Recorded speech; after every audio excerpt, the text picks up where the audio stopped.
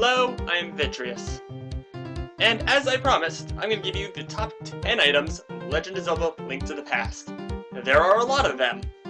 Many of them kinda just help you along the way.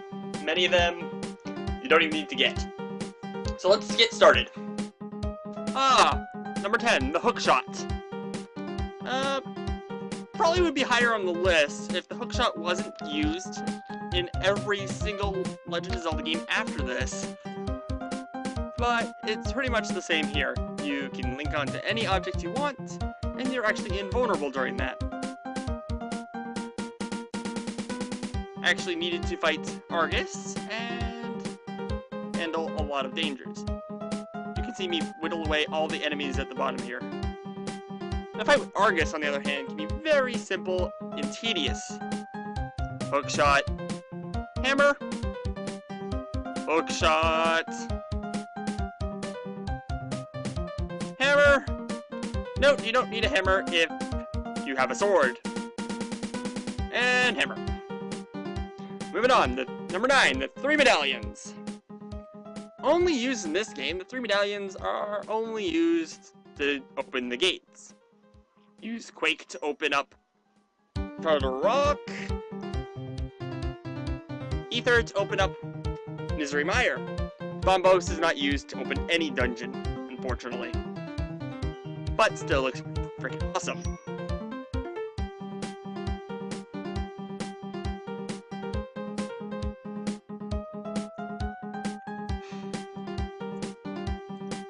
You collect most of them through the use of the stone tablets scattered throughout the land. I'm sorry, I have no footage of that. Ooh. I'm sorry, I really like that one. Okay, number 8, the Ice Rod.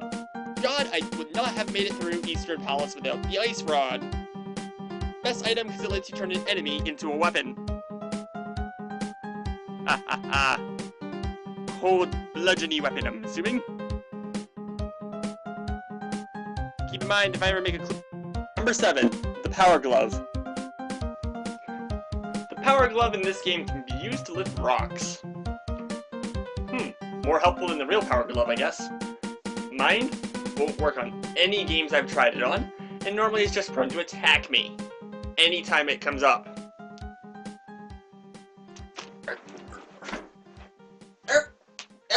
Evil! Number 6, the non-magic using magic hammer. What is the point of calling this thing a magic hammer? It doesn't use any of the magic bar. Although that might be a blessing. Most useful to defeat the turtles, and actually it's needed to defeat the terrapins of Dark Palace. Canis Maria. Useful little gadget. Found in Misery Mire.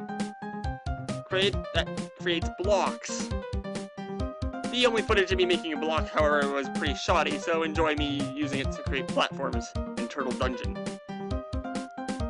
Number 4, the heart pieces.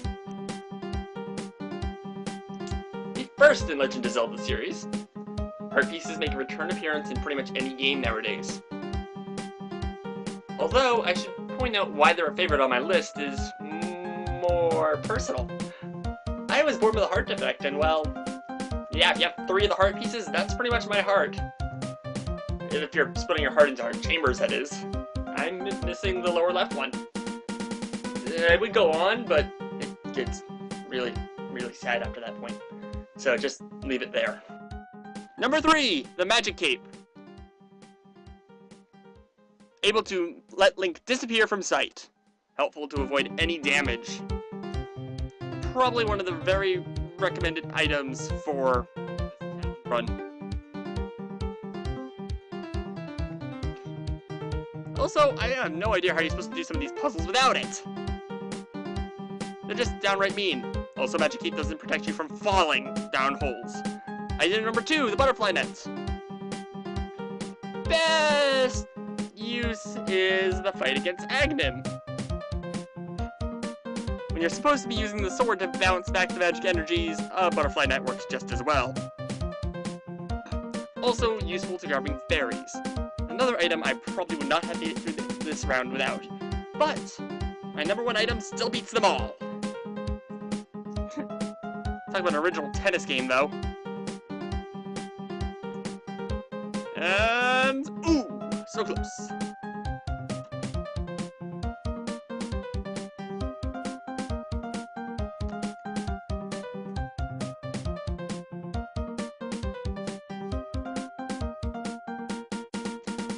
And my number one item is, obviously, because I didn't do any suspense, the Cane of Rhina. Definitely my number one item. It never appears in any other Legend of Zelda game. Probably for the same reason the Magic Cape doesn't appear in any other Legend of Zelda game. It's quite overpowered. First of all, it creates a shield of energy around you, killing any weak enemies, and it defends you from any damage. I would not have gotten through the last 3 boss battles without it. Which probably means I'm gonna have a rematch to fight these 2 without using it. Goody. I'll eventually get to that later. And those are my top 10 items of Legend of Zelda: Link to the Past. Next time I'm starting on a Buster-only run of Mega Man 2, so stay tuned!